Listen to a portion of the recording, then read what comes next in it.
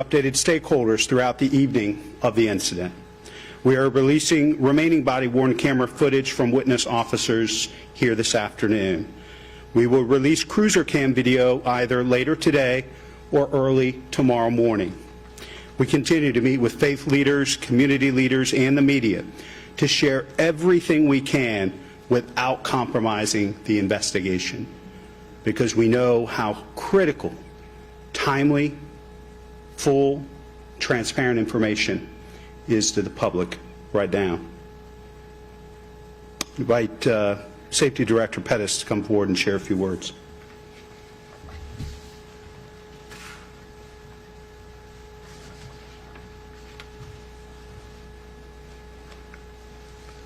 Thank you, Mayor. I understand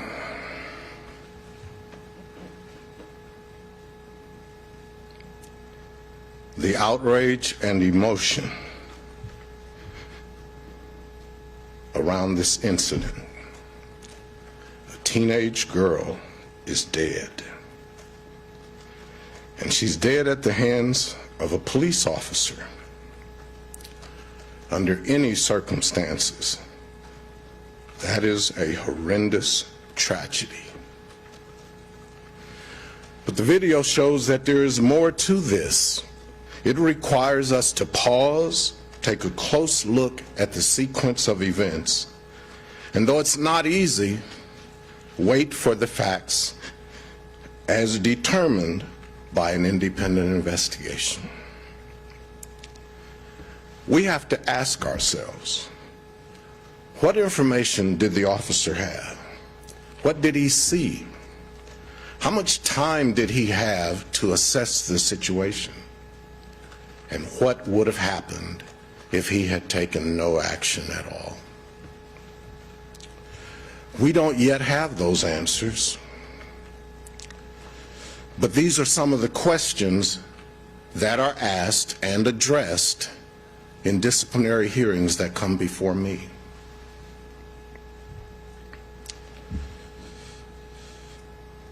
As Chief Woods has indicated, a fully independent investigation is being conducted by BCI. The results will be public. So I plead with the community, let us not rush to judgment.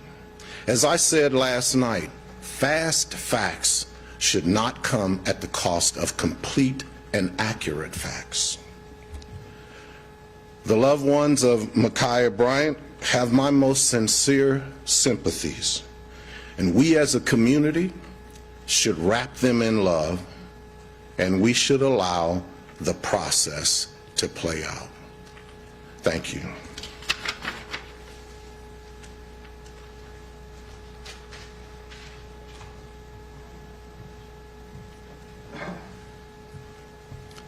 Again, I am limited in the information not only that I can share, but in the information that I have. As I stated earlier, the Division of Police, our responsibility is to provide information, not to conduct this investigation. So I will try and answer some questions that you have. Chief Woods, who was on that first 911 call? Is that Micaiah Bryant's voice? We do not know that. Again, that will be BCI interviewing all the witnesses to determine who made those phone calls. The Division of Police did not interview any witness or anyone that day, and we will not interview them. Did anyone on the scene say it was Micaiah making the call? I do not have any of that information. Chief Woods, who were the other people in that video? For example, the woman on the ground or the woman in pink. How old were they and what were their relationships? Again, those are witnesses, so they were referred to BCI. So BCI would have that information, but again, that's part of their investigation.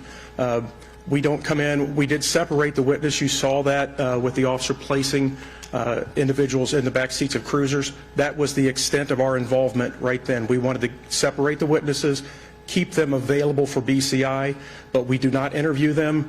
We don't ask them what they saw before we got there or when it was there. That's an entirely exclusive BCI process.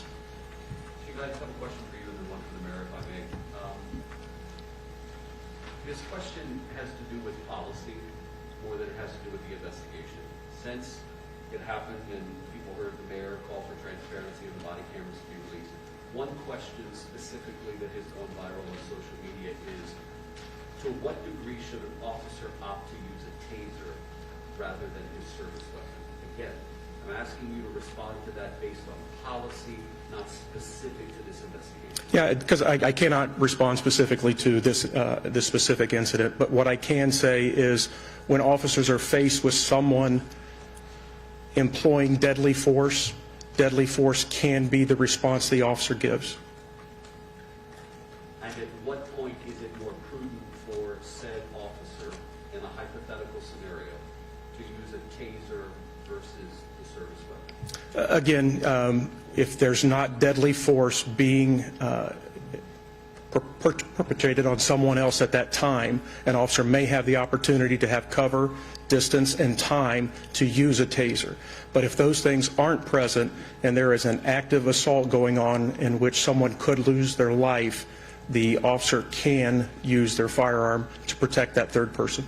Understood. Mr. Mayor, it's very rare for a police agency in this country to release body camera video as fast as the Columbus Police Department did.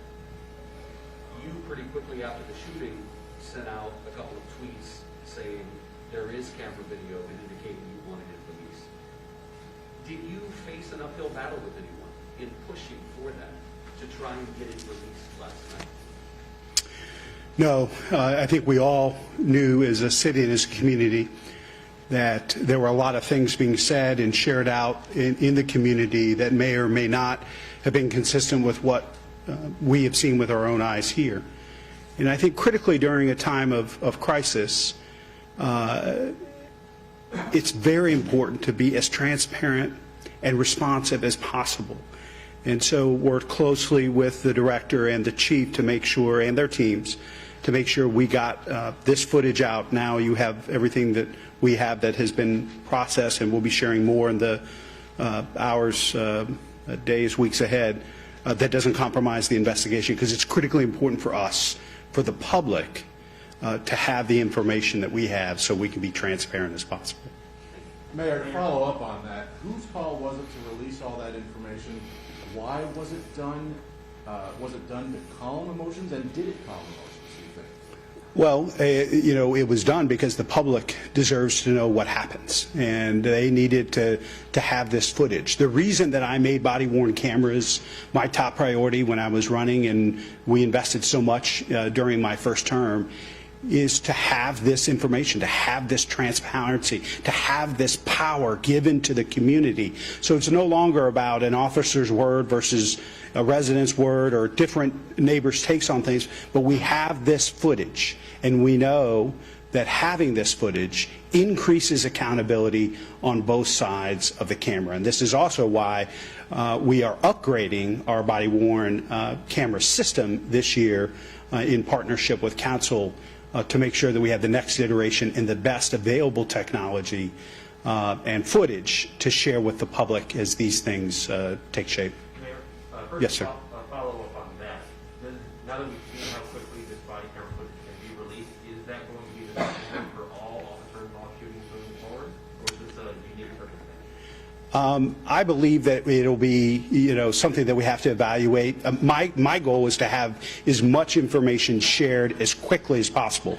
And as you know, our top priority last year was entering into, by executive order and an MOU, the first time ever that the city's had independent investigations take place with police-involved shootings that BCI is handling in this case, as well as the case involving Andre Hill from December. That was a top priority and something that we believe is important, that folks know that there's an independent investigation taking place when there are police-involved shootings and deaths in custody. That's something that I think we will strive for and will make a priority, again, because we believe transparency is most important during times like these. You talked about the need for reflection and everyone's responsibility for a tragedy like this. Regardless of whether the investigation finds this officer acted appropriately or within protocol, are you going to be calling for change to try to prevent another shooting like this? Absolutely. I mean, the fact that we had a 16-year-old girl armed and involved with physical violence with other folks in that community, that's something for us to look in the mirror and to say, what are we doing or not doing? How can we better serve young people who are facing one of the greatest spikes in violence in this city and in cities across America? What else can we be doing? As you know, we're undertaking significant reform efforts and seating our first ever civilian review board. We're looking at our training and how we're recruiting and the types of officers that we're putting on the street and what we're equipping them with, all in response to the Matrix report and the Community Safety Advisory Commission recommendations. And so this is going to be a top priority for this city moving forward as we continue with change and reform.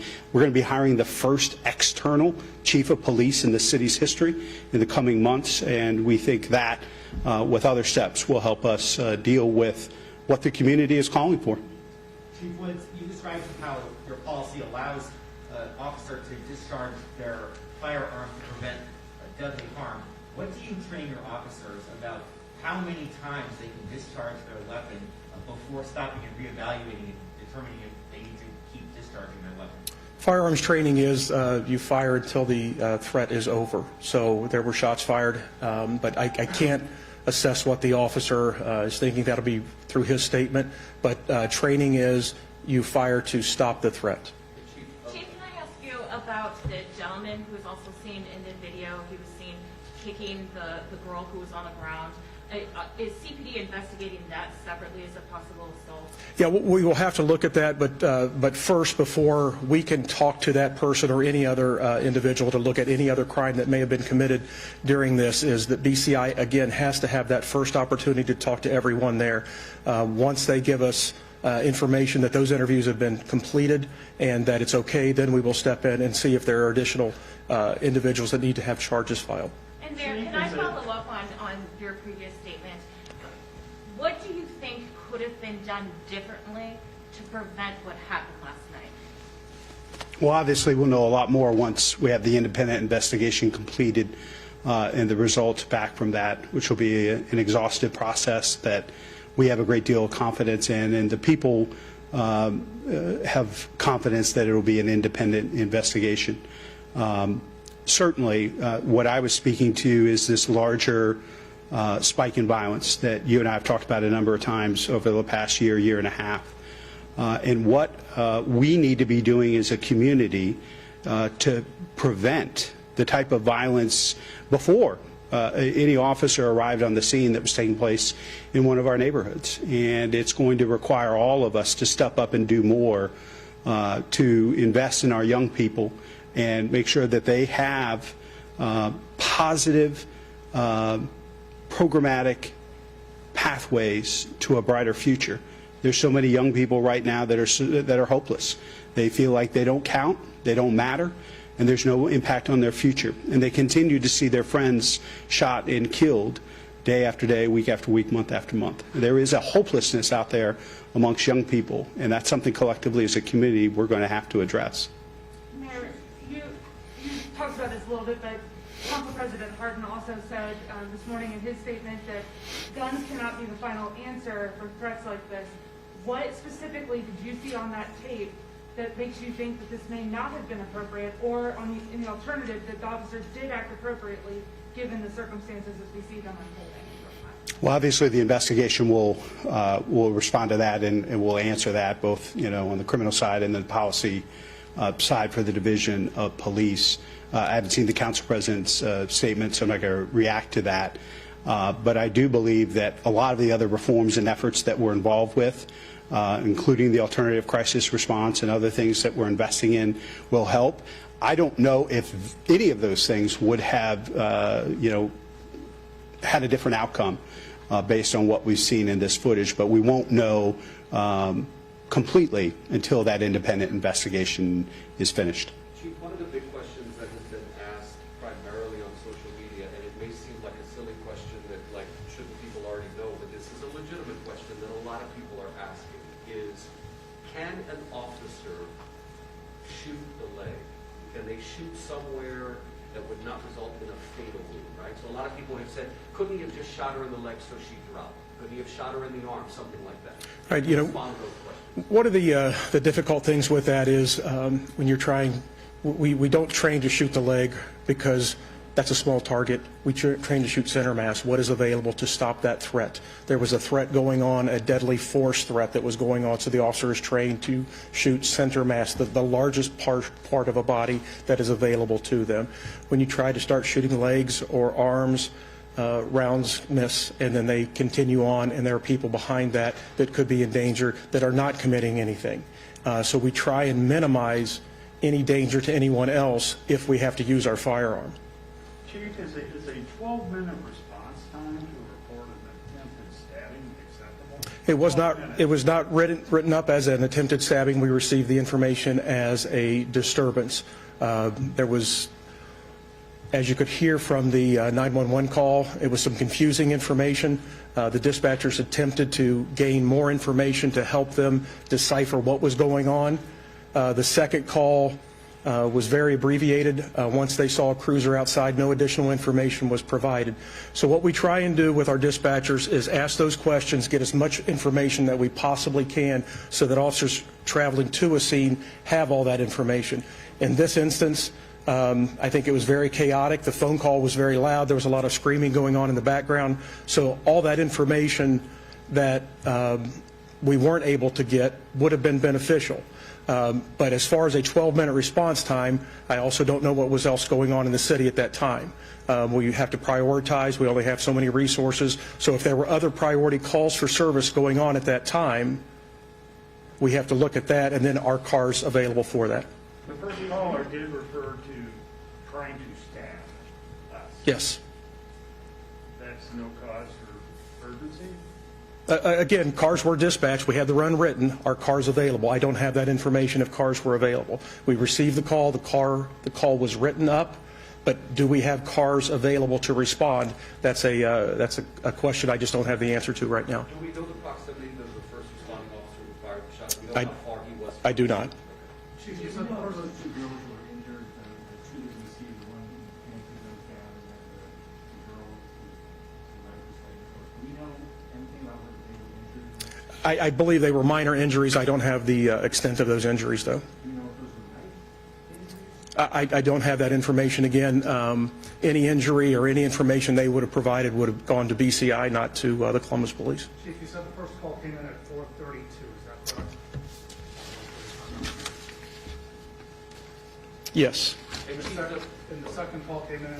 I don't have that time. I just have the first information. We received the first call at 4:32. And officers were dispatched at 4:35? 4:35. Does it typically take 3 minutes to dispatch an officer to a scene, like we discussed where it was a disturbance? Again, a dispatcher has, this is Zone 2, so this is a large part of the southeast part of the Columbus. So there are 4 precincts on that zone. It's an afternoon. It was a nice day. There may have been a lot of calls for service, so what cars are available? They rank those in priorities, priority 1, priority 2s. This was a priority 2 call. Once a car is available, they get dispatched. Do you know how many gunshot wounds the deceased? I do not. That'll be a BCI question. Chief, does the Columbus Police Department policy state that the officer must declare he is about to shoot before he does shoot? We try, but it is not a policy requirement that you yell your intent to fire your weapon. Is it a part of teaching that the officer is taught to? If there is time and opportunity, yes, we try and include that, but it is not a requirement if that time and opportunity is not there. Clarification, do you know and confirm that Micaiah did live in that community in one of the houses? I can't confirm any information about her residence or any information about her. Chief Woods, do we know what this disturbance was about? We don't, and again, that'll be obtained through those investigations from BCI. Again, they're getting that first crack. They want to have that information. They want to have that information fresh. And I would like to just kind of mention your question about the timeliness and how quick we were able to get this information out there. One of the things that has to occur before we get that is that BCI wants to have the opportunity to look at that body-worn camera footage. So we send a homicide detective to that scene with a computer that allows them to watch that. They want to review all that body-worn camera so that when they're doing their investigation, the scene, any evidence. They want to make sure that they have collected any evidence. So they're getting that first opportunity. So last night, that opportunity to view that happened quickly. Then that body-worn camera was brought into police headquarters. We uploaded it into the system, and then we got that out as quick as we could. I believe about 5.5 hours.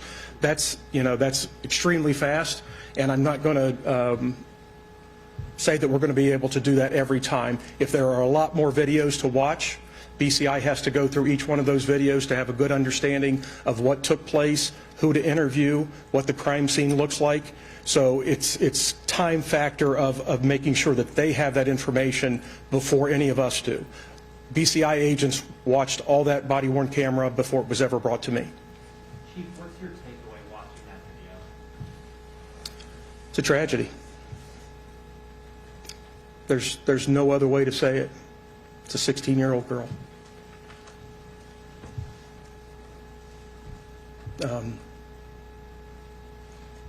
I'm a father. Her family is grieving. Regardless of the circumstances associated with this, a 16-year-old girl lost her life yesterday. I sure as hell wish it hadn't happened. Thanks, everybody.